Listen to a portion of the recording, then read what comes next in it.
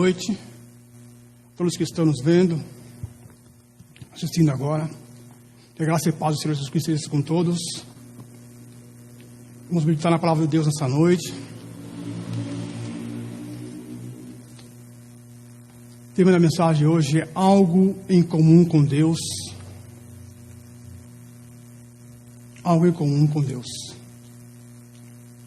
Todo menino, moça, moço, não importa a idade, quando está apaixonado, o seu maior prazer é ouvir o amado, falar-lhe palavras amorosas e demonstrar seu amor. Você ama Jesus?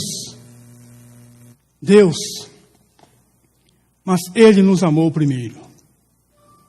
Deus nos criou, redimiu através de Jesus, para que pudéssemos ter comunhão com Ele.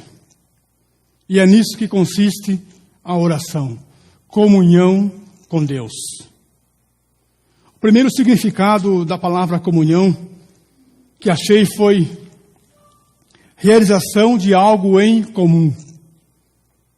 Depois vem sintonia de sentimentos, de modo de pensar, agir ou sentir. Você, como vemos aqui, uns sinônimos, sintonia de sentimentos. Você se alegra com o que Deus se alegra?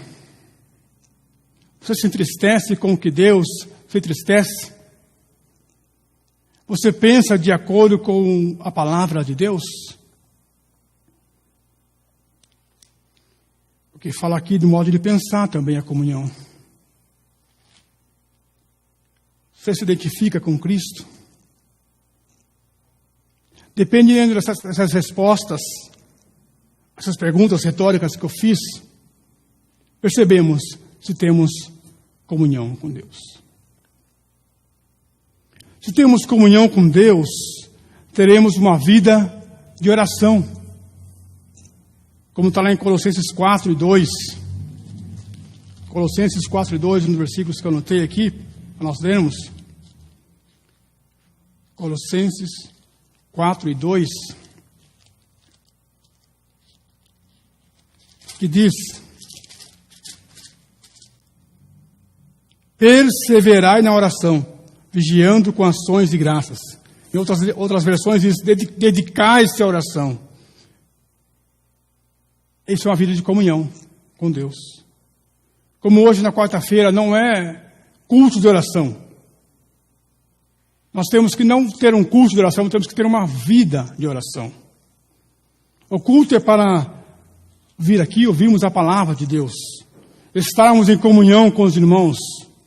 Hoje temos poucos irmãos agora nessa época, mas quando temos a época normal, é para estarmos em comunhão com os irmãos e juntos louvarmos a Jesus. Isso é o culto. Mas a oração tem que ser a nossa vida. Vamos ao nosso texto para a nossa meditação de hoje, que está lá em Mateus, capítulo 6. O Evangelho de Mateus, o evangelista Mateus colocou aqui nos capítulos 5, 6 e 7, o grande sermão do monte de Jesus. E é que ele subiu algum monte lá na Jerusalém, não sei qual monte foi, até para poder ter mais a multidão ouvir melhor. Que nós lemos aqui no capítulo 5, que ele não falou só para os seus discípulos, mas tinha uma multidão. Capítulo 5, versículo 1 diz: vendo Jesus as multidões. Então não tinha uma pequena multidão só, tinha as multidões. Subiu ao monte. E como se assentasse, aproximaram-se os seus discípulos, e ele passou a ensiná-los. Então ele foi até ali ao monte para ensinar aos seus discípulos. Quando ele viu as multidões, foi ensinar aos seus discípulos, e com isso ele começou esse sermão, que foi um grande sermão que deu os 3 capítulos de Mateus, 5, 6 e 7. E vamos aqui no capítulo 6, versículo 5 de Mateus, que Jesus vai falar como se deve orar. O título da minha Bíblia diz: como se deve orar. E o versículo 5 diz assim: 5 de Mateus 6. E, quando orardes, não sereis como os hipócritas, porque gostam de orar em pé nas sinagogas e nos cantos das praças, para serem vistos dos homens. Em verdade, vos digo que eles já receberam a recompensa. Hipócritas aqui, naquela época, era aquela pessoa que interpretava uma outra coisa, como um ator. Depois, uma coisa que não é, no caso, interpretava uma outra pessoa. E no Novo Testamento, o hipócrita é alguém que finge ter um relacionamento com Deus. Finge. E parece amar a justiça, parece. Mas que é, na verdade, interesseiro e que está enganando a si mesmo. Jesus aqui ele não fala que não pode orar em pé nas sinagogas nem nas praças. Ele está dizendo que a pessoa que faz isso, ela tem que ter uma vida de oração. Porque aqui ele está dizendo que aquelas pessoas faziam isso, especialmente os fariseus, faziam para se mostrar, eles não viviam. Faziam isso para se aparecer, para ganhar mérito para as pessoas. Você pode orar em pé na igreja hoje. O que era a sinagoga da igreja hoje? Na rua, se formos estar na rua. Mas isso tem que ser algo comum a você. Tem que ser algo que você já faça lá no secreto com Deus, como eu ia falar no próximo versículo. Algo que você já viva com Deus, ali só vai ter uma continuação na sua vida. Não seja algo para se aparecer, como Jesus diz ali. Você tem que ter a vida de oração. Agora, se você ora aqui na igreja para aparecer, não tem comunhão com Deus, isso é hipocrisia. Jesus diz no fim do versículo 5 aqui, que você já recebeu seu galardão, ou recompensa. Qual o galardão? As pessoas vão elogiar, aplaudir. Como a pessoa ora bonito, ela fala palavras bonitas, fala bastante. Acabou. Não precisa mais Deus te recompensar, porque você já recebeu o galardão. O que importa é ter comunhão com Deus, relacionamento. Isso é tudo na nossa vida. E Deus nos criou para isso, para ter relacionamento com o homem. Como desde lá no Jardim do Éden com Adão, nós lemos lá no Gênesis que ele tinha um relacionamento com Adão. Na finalização do dia ele conversava com Adão. Quando pecou, quebrou, Adão fugiu de Deus. O pecado nos faz separação entre Deus e o homem. E o versículo 6 aqui do capítulo 6 de Mateus diz: Tu, porém, quando orares, entra no teu quarto e, fechada a porta, orarás a teu pai, que está em secreto. E teu pai, que vem em secreto, te recompensará. Em secreto, Deus conhece o nosso íntimo. Entra no teu quarto. Quarto aqui naquela época era como se fosse a despensa da casa. Para que tinha os mantimentos, que só entrava aquela pessoa restrita àquele lugar, entrava, fechava a porta, fazia o que tinha que fazer e saía. Por isso que diz aqui, entra no teu quarto e fechada a porta. Secreto.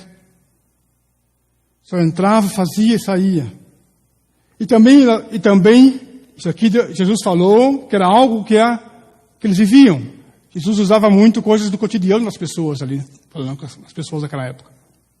Também lembramos aqui nesse versículo, quando fala assim, local em secreto, lembramos do Antigo Testamento, do templo lá, que tinha o Santíssimo, o Santo dos Santos, que só entrava uma vez por ano o sumo sacerdote para o encontro com Deus, para perdoar os pecados do povo. Só ele entrava lá no secreto com Deus, no Santo dos Santos. E hoje, Jesus falou aqui, tu, porém, quando orares, entra no teu quarto e fecha a porta, orarás a teu pai, em secreto, teu pai que vem em secreto te recompensará. Você pode orar publicamente, aqui na igreja. Mas antes que isso não seja só aqui na igreja, mas que seja um hábito em nossa vida. Estar sós com Deus. Se nós fizermos isso, estivermos a sós com Deus no nosso quarto, podemos chegar aqui e orar pelos irmãos. Primeiramente, temos que ter nosso secreto com Deus em oração. Viver essa intimidade com Deus, esse relacionamento. Porque a recompensa vem dele. Vem de Deus. Porque teu pai que vem em secreto te recompensará. Versículo 7.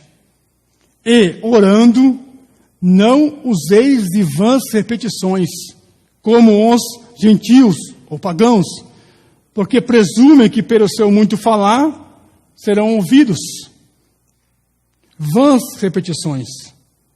Jesus está falando aqui dos gentios, pagãos, aqueles que são religiosos, mas não conhecem a Deus. Ficam repetindo palavras que às vezes nem sabem o que estão falando. Aquela reza, aquela coisa contínua, falando várias vezes a mesma palavra, vai repetindo, falando, e ele nem sabe o que está falando, vai repetindo, se torna uma coisa repetitiva, mas a oração não é isso, a oração é uma conversa com Deus. Você falar com o seu Pai. Porque você tem um relacionamento com Ele. E Jesus falou que não é isso. Eles pensam que o seu muito falar, eles serão ouvidos. Mas o Pai nos conhece já. Como diz o versículo 8. Não vos assemelheis, pois a eles. Não faça iguais a esses aí, aos pagãos gentios. Pois, por quê? A eles. Por quê? Porque Deus, o vosso Pai, sabe o de que tendes necessidade, antes que lhe o peçais. Antes de nós chegarmos a Deus, para orar, nos ajoelhar em pé, como nós estivermos, falar com Deus, Deus já sabe o que nós precisamos. Porque Ele é onisciente, onipresente, onipotente. Todo o poder nos céus e na terra. E Ele é onisciente, nos conhece o nosso pensamento, sabe o que estamos precisando, o que estamos pensando, o que vamos fazer, o que vamos pedir. Ele é onipresente. Ele está aqui conosco, aqui na igreja. Está aí na casa de vocês que estão nos assistindo. Onde for você estiver, Deus está presente, porque Ele é onipresente. E antes de você pedir a sua súplica a Deus, Ele já sabe o que você vai pedir. Devemos sim orar incessantemente. E perseverar na oração, como lemos lá em Colossenses. Mas falar com Deus, falar conscientemente do que estamos falando. Conversar com Deus, pedir, ter relacionamento, porque Ele anseia relacionar-se conosco. Não ficar repetindo algo decorado, uma reza, não é isso. Quem faz isso, Jesus falou que faz isso, são os gentios, os pagãos, aqueles que não conhecem a Deus, aqueles que não são filhos de Deus. E agora no versículo 9, Jesus vem, começa aqui na minha Bíblia com portanto. Aqui no versículo 5, 6 e 7, Ele nos mostrou como não devemos ser na oração. Hipócrita, nós não devemos querer aparecer, não devemos ficar repetindo a palavra sem nexo. Mas agora no versículo 9 ele diz, portanto, agora eu vou dizer para vocês como vocês devem orar. Portanto, vós orareis assim. E Jesus traz-nos a oração modelo, oração exemplo.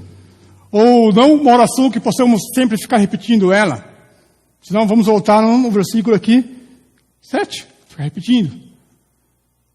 Não que não possamos orar alguma vez ou outra essa oração.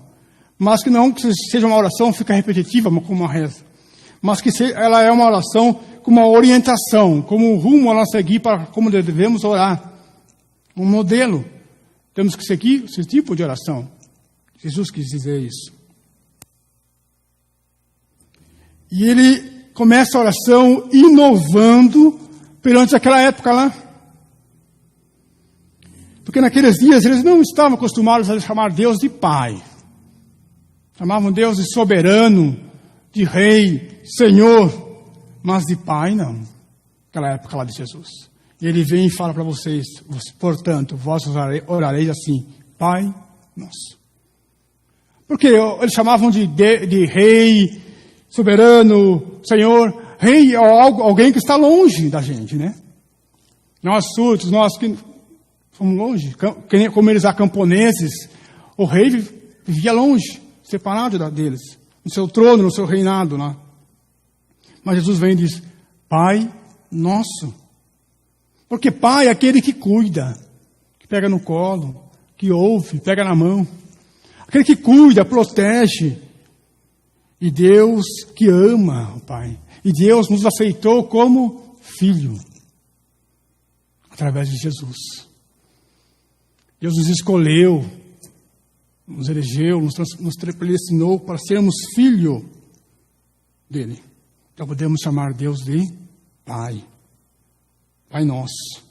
Outra coisa que nós vemos aqui. Pai nosso.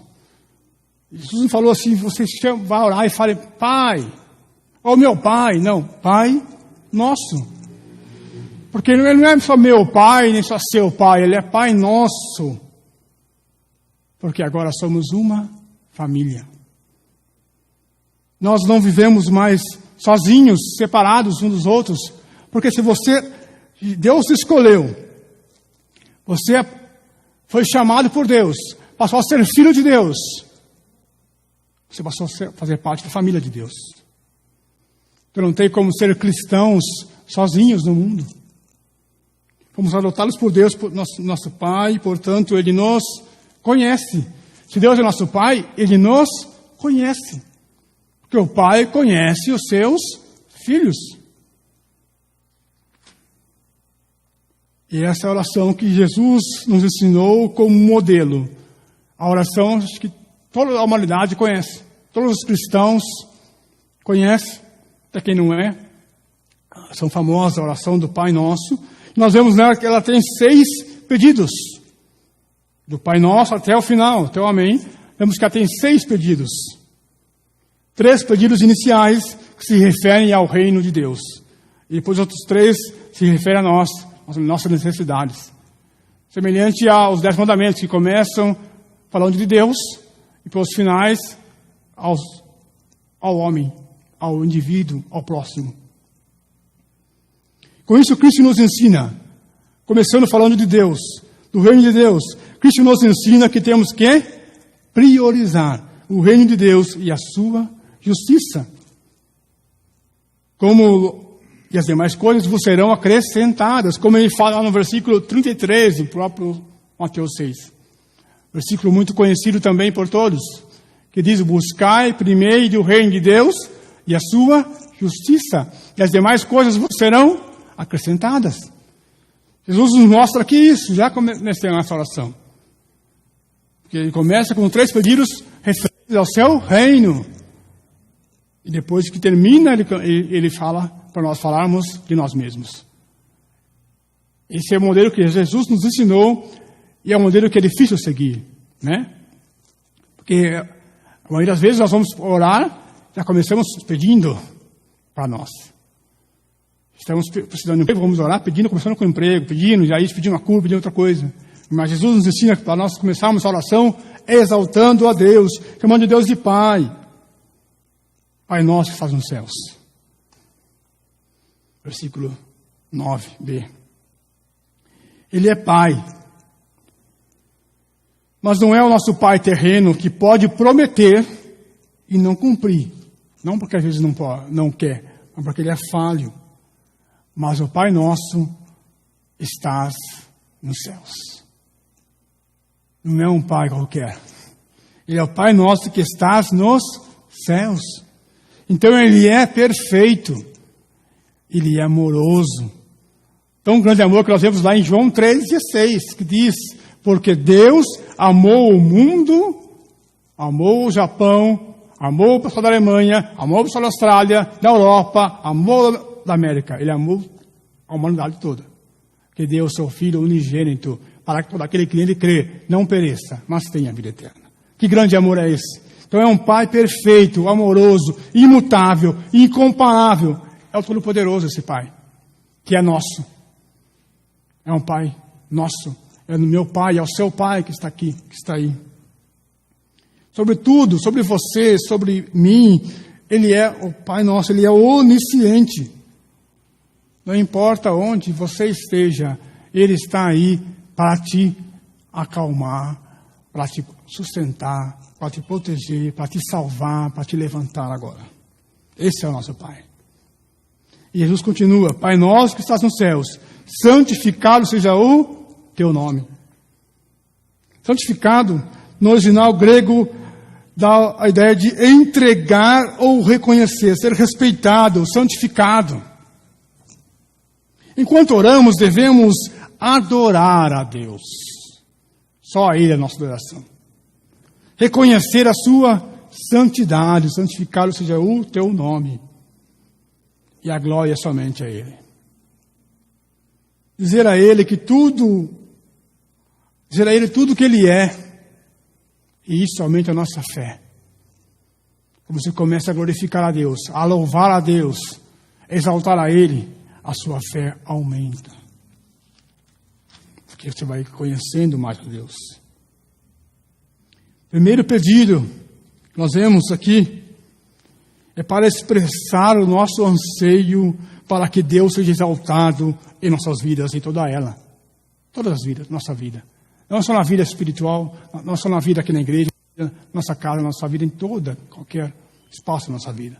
No trabalho, em casa, aqui na igreja, onde for. Que Deus seja exaltado em nossas vidas. Glorifiquemos a Deus em nossas vidas. Esse é o primeiro pedido que Deus, Jesus nos coloca aqui nessa oração. Devemos buscar que outras pessoas o conheçam, sejam transformadas por sua santidade.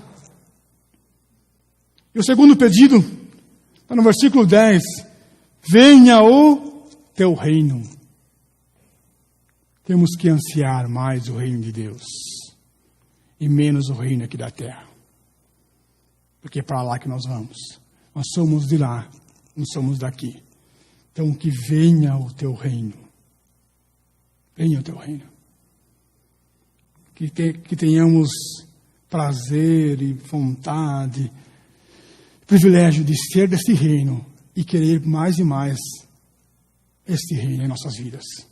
Ele já veio chamar mais a Ele esse reino.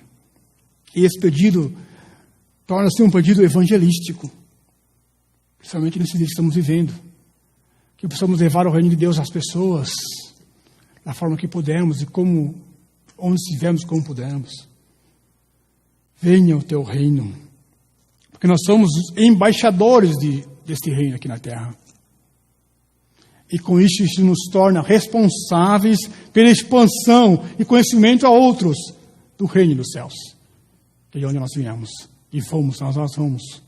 Porque Pedro nos fala que nós somos forasteiros aqui na terra. Somos de passagem aqui. Nossa cidade está nos céus. É de onde é esse reino. E que possamos proclamar, anunciar, mostrar a todos que somos deste reino. Venha o teu reino. Seja feita a tua vontade, assim na terra como no céu. Ao orar, dizemos, seja feita a tua vontade. A mesma vontade que é feita aí no céu, seja feita aqui na terra. Porque se nós estamos aqui, como embaixadores dos céus, estamos aqui para representar o céu, representar a Cristo. Que a tua vontade aí do céu seja feita aqui na terra também, através de nós. A vontade dele prevaleça em nossas vidas, não a nossa. Se orarmos assim, nós estamos dizendo para Deus que a vontade dele é mais importante para nós. Não importa qual seja a vontade dele. Pode não ser a nossa, nossos pensamentos. Por isso que temos que estar com nossos pensamentos, seja a palavra de Deus na nossa mente. Temos que preencher nossa mente com a palavra de Deus.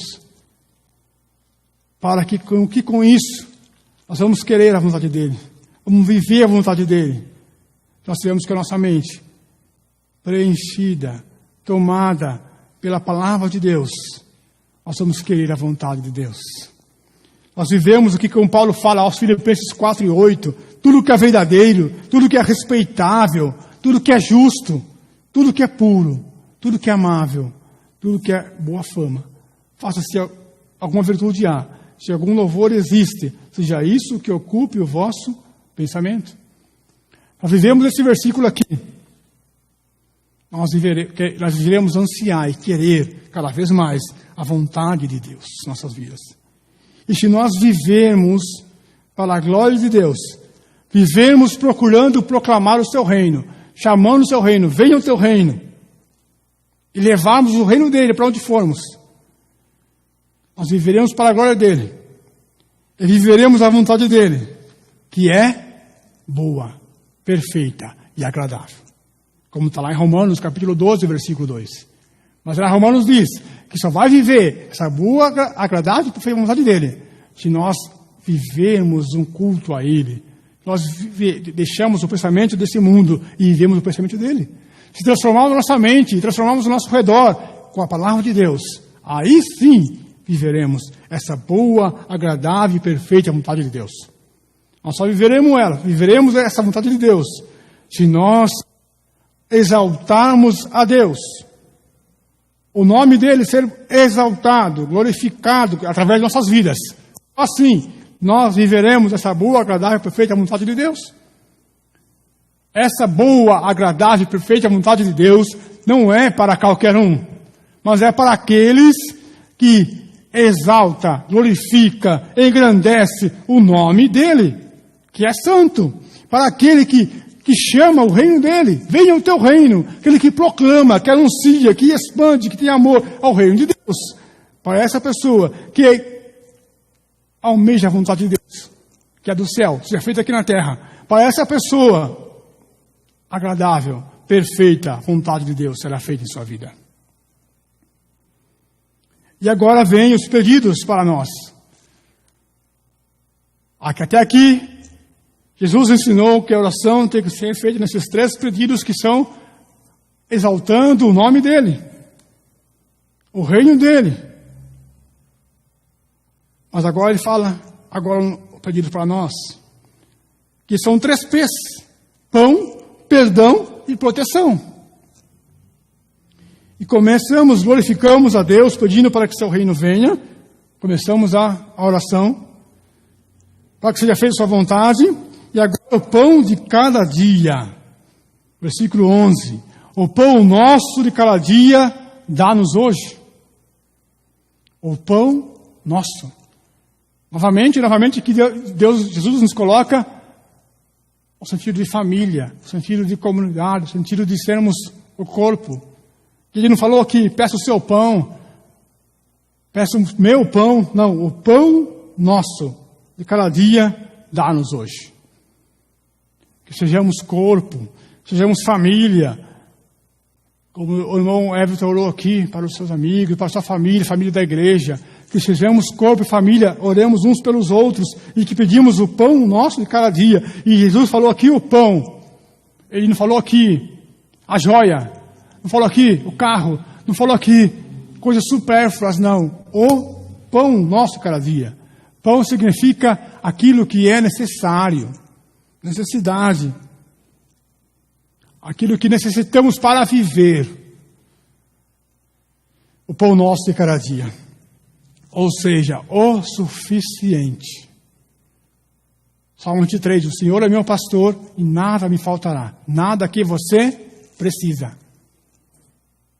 Nada que aquilo que você precisa para viver, aquilo que você precisa para estar nesse mundo até a volta de Cristo, aquilo que você não vai te faltar, porque Ele vai te suprir, se você viver para exaltar o nome dEle, se você viver para chamar o reino dEle, viver para a vontade dEle, aí nada vai te faltar. O necessário, Ele vai acrescentar. Lá no versículo 3. Buscar primeiro o reino de Deus e a sua justiça, em primeiro lugar, e as demais coisas vos serão acrescentadas. Agora vem um outro P, versículo 12. E perdoa nossas dívidas, assim como nós temos perdoado aos nossos devedores. Perdão. É um versículo, como diz aí, um versículo muito forte. Presta bem atenção quando você ora. Aqueles que gostam de repetir a oração do Pai Nosso, como eu falei, repetem algumas coisas sem pensar o que está falando. Presta atenção nesse versículo. E perdoa-nos as nossas dívidas. Vírgula, e continua o versículo. Como? Assim como nós temos perdoado aos nossos devedores. Pecamos, erramos, mas Jesus diz para vivermos em constante arrependimento. Mas vemos aqui que é uma mão dupla. Jesus diz aqui nesse trecho. Pedir perdão a Deus todos os dias, mas perdoar quem nos fere todos os dias. Ele diz aqui no versículo 12, que ele vai nos perdoar se nós perdoarmos quem nos ofender. Que Ele vai nos perdoar se nós perdoarmos aquele que nos fez mal. Aí sim Ele vai nos perdoar. Perdoa assim como nós temos perdoado. Agora, se você não perdoou, você quer o perdão de Deus? Parece-nos aqui que não haverá perdão para aquele que não perdoar. Pelo ensinamento de Jesus. E com isso, desenvolvemos parte do caráter de Deus. Se somos cristãos, se somos crentes, temos que desenvolver o caráter de Cristo. Cristão, ser como Cristo, imitar a Cristo. E Cristo perdoa. Temos que perdoar. Perdoador, um caráter de Cristo, tem que ser o objetivo de cada crente, de cada um que recebeu Jesus como Senhor de suas vidas. Perdoar. A vida aqui passa rápido demais. A vida aqui passa rápido demais. 60, 70, 80, 90, 100 anos, e muitos nem chegam a isso. A Bíblia diz até que 60 anos e poucos é canseiro e enfado, está lá em Salmos, né? E agora, os últimos dias, temos muita criança, não tem idade para morrer mais. Então, perdoe. A oração, temos que pedir perdão a Deus, que gere em nós um coração perdoador. Somos frágeis. O pecado, a todo momento, quer nos atacar. Por isso, Jesus diz a orar, versículo 13, e não nos deixes cair em tentação, mas livra-nos do mal. Jesus sabia que nós iríamos ser tentados. Então Ele falou, ore para Deus, para você, para Deus te livrar da tentação. Porque somos pecadores, como está lá em Romanos, todos pecaram e carecem da glória de Deus, não há um justo sequer na terra, todos são pecadores. Então, e não nos deixes cair em tentação. A tentação vem, mas nós temos que estar vivendo essa proximidade com Deus, esse relacionamento com Deus, perdoar a quem nos ofere, Ele vai nos perdoar, e orarmos a Deus para pedir-nos o livramento, para nos fortalecer, fazer que aquilo que engrandece o seu nome prevaleça em nossas vidas, e não façamos aquilo que o desagrada. Pedimos para Ele para nos livrar de Satanás também, que está de redor de nós, procurando nos tragar, como está lá em 1 Pedro 5:8, que diz que o diabo, nosso adversário, está em nosso derredor, procurando a quem possa tragar. Que possamos orar para Deus nos fortalecer, que possamos ser fortalecidos na palavra de Deus, que é a nossa rocha, para que possamos passar toda e qualquer situação, como está lá em Filipenses 4:13. Posso todas as coisas, tudo posso, naquele que me fortalece. Posso passar qualquer adversidade, posso passar qualquer situação, porque a palavra de Deus nos fortalece. Nós possamos estar nos fortalecendo nela, pedir para Deus, orar a Deus para que nos livre da tentação e que nós possamos fortalecer nele. Possamos fazer isso na oração, reconhecer na oração que somos fracos. Forte a Deus e que Ele nos fortaleça. Suplicar a Ele, a força dEle em nossas vidas, através do Espírito Santo. E Ele termina aqui, mesmo versículo 13. Pois teu é o reino, o poder e a glória para sempre. Amém.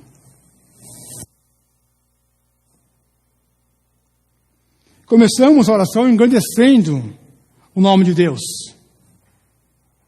Santificado seja o teu nome, venha o teu reino, faça a tua vontade. Chamando o reino de Deus, engrandecendo o nome de Deus.